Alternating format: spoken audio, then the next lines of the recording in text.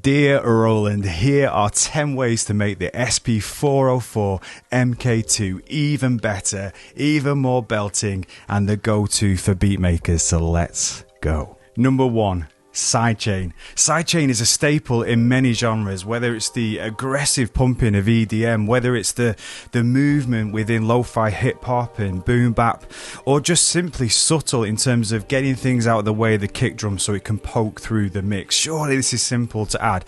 MPC have theirs, it's called Mother Ducker, so chat, what would we call ours? Let me know in the comments section below.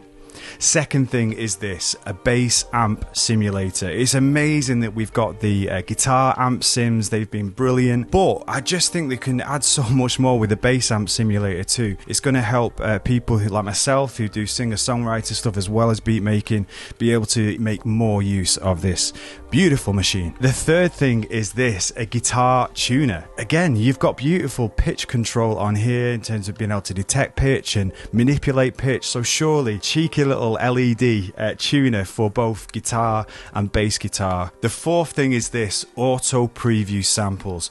When we're scrolling through samples that we've imported, it's so frustrating that you have to keep pressing the subpad button. One, because it's awkward because it's on the same side as the encoder, but two, it'd be great just to be able to hear just a simple short preview as we flick through to help us keep in that creative flow. Fifth thing is this, a little bit to do with that, is fix unsupported file error. That's so annoying, that error, when you are scrolling through and all of a sudden it won't allow you to play a sample because it's unsupported. I did some diving into that. Some people have said, oh, it's because your samples are 24-bit, you've got to put them to 16-bit, then it would work.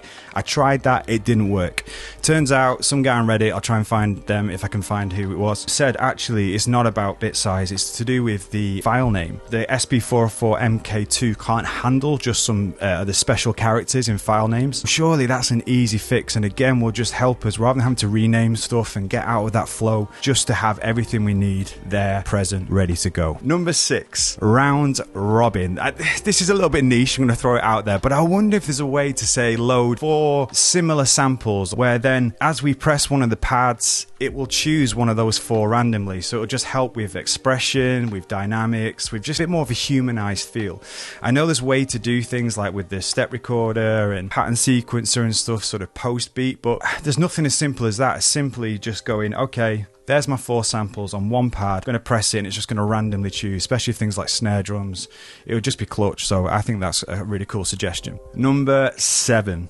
Granular Effects. The effects on this unit are absolutely sick and obviously legendary, and there's so many good ones, and I feel like cloud delay is a step in that direction, but I wonder about some granular synthesis type plugins. It can really help us with creative sound design and textures and just add something a little bit different. And I guess there's a little side to this as well as obviously the space for more effects. I wonder about some more almost like mixing, simple mixing tools, EQs, compressors, that's not just the kind of colored ones we have at the moment. Yeah, it would just help rather than having to export and put things into a DAW and start to manipulate the samples. That could just help us remain in the box. 8. Individual stem exports. If there's no way to be able to do the internal effects in a way to be able to mix and master beats on here, it would be great if there was an easier way to export the stems, individual stems, so we can put it into Ableton, say, or FL or Logic, whatever. You know it makes sense. Oh.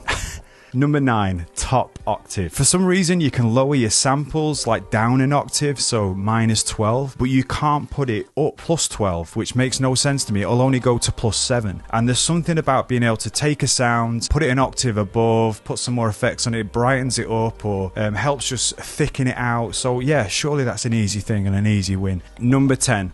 And this one's clutching at straws a little bit. Splice/loop cloud/sample service integration. The Roland companion app is actually brilliant. It's really easy to drag individual samples into the banks, but I just wonder if there's a way to be able to sync the whole of our Splice library, say. Maybe it's just via the SD card, and every time you have it in, it updates, but that may rely on something like a Wi-Fi, Bluetooth dongle. I wonder if anything like that can be attached or is in the plans. Having Wi-Fi on there and being able to get onto Splice somehow like you can with the MPC would be huge in terms of having all our sounds on the go being updated, which would be pretty cool. So Roland, there you have it, 10 ways that this beautiful machine can become even more beautiful and hopefully the leading market beat making machine out there. Thank you so much to the OG community who have been mastering these machines for years and being the ones who have got it to where it is now. And thank you, Roland, for listening and continue to listen. I hope that I can be a positive voice, not only using the machine but celebrating it. So guys, there you have it. Is there anything that you're excited about from that list? Anything that you would add? Please do let me know in the comments below. And as always, if you wouldn't mind giving a like if you liked it, or dislike if you don't, it'll help me get better. Please do sub. I'm on the road to 1K. Just value every single person that takes the time to hit that sub button and continue to be part of this journey. So thanks so much. God bless. Take care. Love thy producer. And until next time, nice one.